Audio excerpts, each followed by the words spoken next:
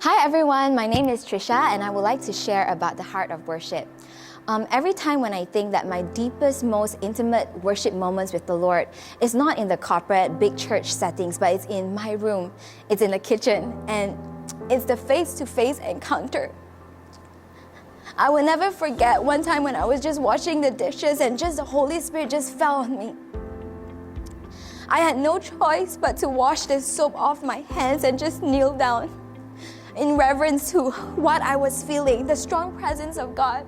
And that's my heart for this generation, to come into intimacy with the Lord, to have face-to-face encounters. Just imagine, we were born to worship. We were made for communion. That's why God created us, because He didn't want to just be alone. He wanted His children. He wanted to share His joy. And when we understand that, it is our honor and our gift to just worship Him. We worship Him in doubt. We worship Him when we have questions. We worship Him in victory, in joy. In every area of our lives, we always use worship as a response to God. Because when the enemy tries to silence our voice, that is when we have to worship even more. We worship even when we don't feel like it. And I'm reminded that Chris Vallotton said that it was in his darkest, deepest, most just horrific moments when he was depressed and he never felt like worshiping. He would put an empty chair in front of him and he would sit down opposite that chair and he'd say, "Enemy, you're welcome to sit here in this empty chair and watch me worship." And that was his revenge to the enemy. And when I heard that, I was like, that is so powerful. That is so beautiful. That despite what we feel, even though I don't feel like it, I worship. I worship until my spirit man rises beyond my flesh. I worship until I have the mind of Christ once again. I worship until myself comes into alignment with the kingdom of heaven and just move with the presence of God. And you know, everybody remembers Mary that broke the alabaster jar at the feet of Jesus. It cost her a lot financially. It cost her a lot. She was deeply, deeply misunderstood. People thought it was a waste of money.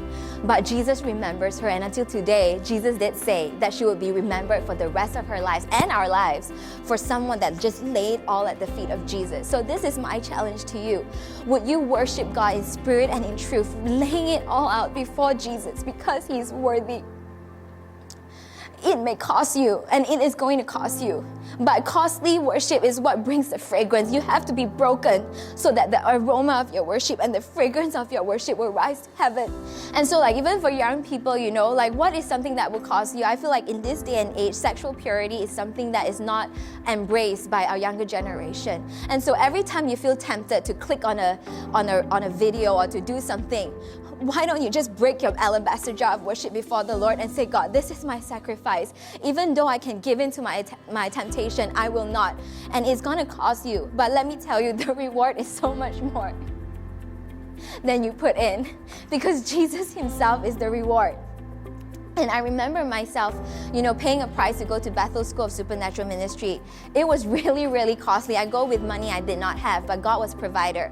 But at the same time, you know, when I was breaking my jar at the feet of Jesus, the intimacy that I have in return far outweighs the price I pay. It pales in comparison to what you're going to give out.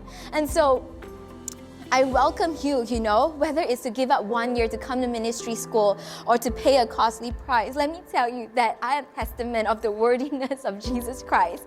You're not going to regret it. Every time you break your alabaster jar at the feet of Jesus, you receive a reward, and that's a face-to-face encounter with the Lord.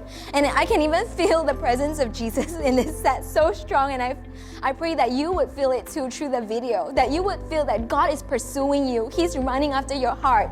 It is not that when we worship that only God comes. God is always there. But when we choose to worship, that's when our senses align to His presence, to be aware of who He is, because He's always there. He's Jehovah Shammah, the Lord who never leaves us nor forsake us. So what is it that you need to break at the feet of Jesus today? Ask yourself that and break it before His feet, because He's more than worthy.